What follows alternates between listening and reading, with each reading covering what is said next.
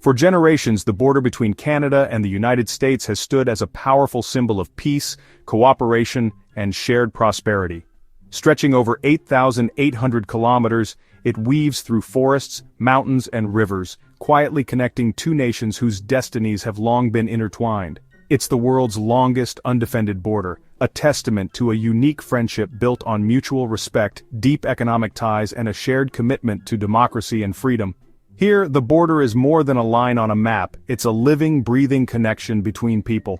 In the west, where British Columbia and Alaska meet, the border acts as a bridge, not a barrier.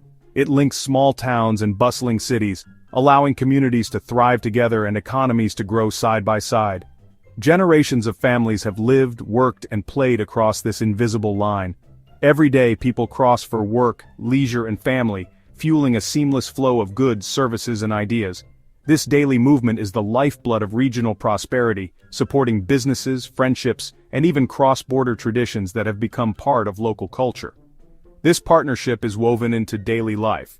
A Washington trucker delivers fresh produce to Vancouver's markets, ensuring grocery shelves are stocked with the best from both sides of the border.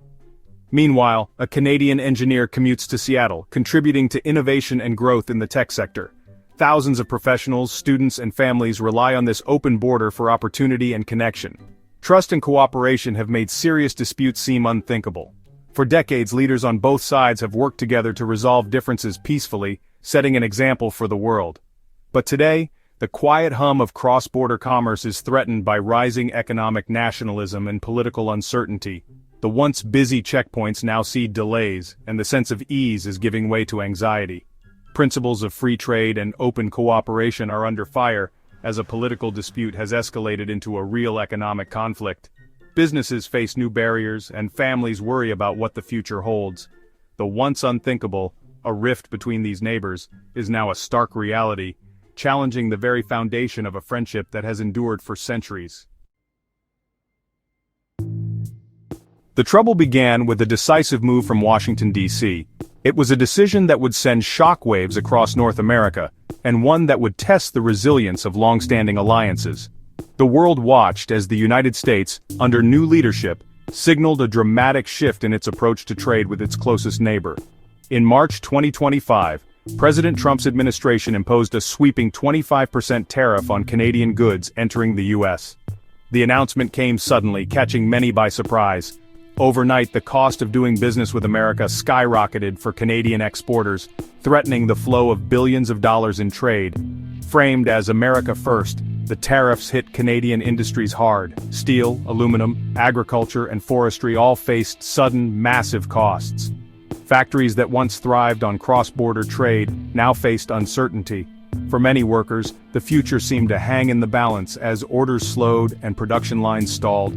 Prime Minister Trudeau called it a very dumb thing to do, seeing it as economic aggression, not fair trade. He stood before the nation, vowing to defend Canadian jobs and industries. The government's message was clear: Canada would not be bullied or forced into submission. Canadian businesses scrambled to absorb the blow, jobs were at risk, and the sense of crisis was immediate. Across the country, business owners and workers alike worried about layoffs, closures, and the ripple effects on their communities. The uncertainty was palpable, and the stakes had never felt higher. Accepting the tariffs wasn't an option. Canada needed a strategic response that would protect its interests without escalating into all-out trade war. Behind closed doors, officials and industry leaders debated their next move, weighing the risks and rewards of retaliation. The challenge was to find a path that balanced strength with diplomacy. The challenge: hit back hard enough to bring the U.S. to the table, but not so hard as to burn the bridge. Every decision carried consequences, not just for trade, but for the broader relationship between the two nations. The world's attention turned to the border, waiting to see what Canada would do next. This set the stage for a series of bold retaliatory measures, putting the Alaska Highway in the international spotlight. What began as a trade dispute was quickly becoming a test of national resolve, with the fate of entire industries and the future of U.S.-Canada relations hanging in the balance. Canada responded swiftly and decisively. Trudeau's government announced retaliatory tariffs targeting key U.S. regions, making it clear Canada wouldn't back down. Ontario's Premier Doug Ford slapped a 25% surcharge on electricity exports to the US, hitting American consumers directly. In the Yukon, Premier Ranj Pillai halted government liquor purchases from US companies and restricted American firms from bidding on contracts. These actions, though varied in scale, sent a unified message. Canada would defend its economy and sovereignty. From Ontario's industrial heartland to the Yukon's wilderness, leaders stood together. The stage was set for British Columbia's most audacious move, one that would target a vital artery connecting the US to Alaska. The border was no longer just a line, it was now a front in an economic standoff. British Columbia, under the determined leadership of Premier David Eby, escalated the ongoing dispute to an entirely new level, making it clear that the province would not back down easily. In a bold move, Eby publicly accused the United States of attempting to undermine Canadian sovereignty, even suggesting that their actions bordered on annexation. To counter this, he unveiled a dramatic plan, imposing tolls on all American commercial trucks traveling through British Columbia highways en route to Alaska, a vital supply route for the U.S. state. The Alaska Highway, which for decades had stood as a testament to cross-border cooperation and shared history, was now poised to become a strategic choke point. What was once a symbol of unity would now serve as a powerful tool in a growing economic standoff. Behind the scenes, teams of lawmakers and legal experts worked swiftly to draft legislation authorizing the tolls. The bill was prepared and ready to be enacted at a moment's notice, giving British Columbia a significant bargaining chip in negotiations with the United States. With only a handful of roads connecting the lower 48 states to Alaska, the logistics of toll collection would be straightforward. Every American truck heading north would be subject to new fees, potentially raising the cost of goods and putting pressure on U.S. businesses reliant on this route. But Eby's strategy didn't stop at the highway. He directed all provincial government agencies to prioritize Canadian-made products over American ones in their procurement. In a further show of resolve, he ordered a ban on liquor store sales of products originating from Republican-led states, sending a clear message about the seriousness of BC's stance. These sweeping measures, combined with the threat of highway tolls, demonstrated British Columbia's willingness to defend its economic interest by any means necessary, even if it meant disrupting long-standing trade relationships. The Alaska Highway, once a quiet ribbon of road through the wilderness, had now become a critical lever in a high-stakes trade dispute, with the eyes of both nations watching closely to see who would blink first. The impact of BC's proposed tolls would hit Alaska hardest. Alaska, isolated from the lower 48, relies on the Alaska Highway as its main land link for critical goods.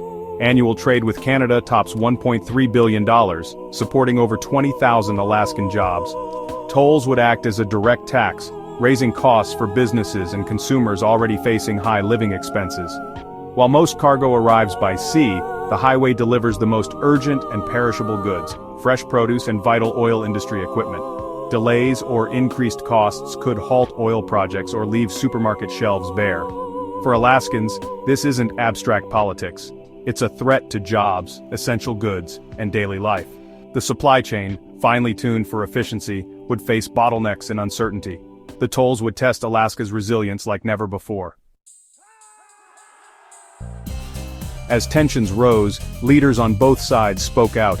Premier Eby of BC stood firm, defending his province's actions as necessary to protect Canadian jobs and sovereignty.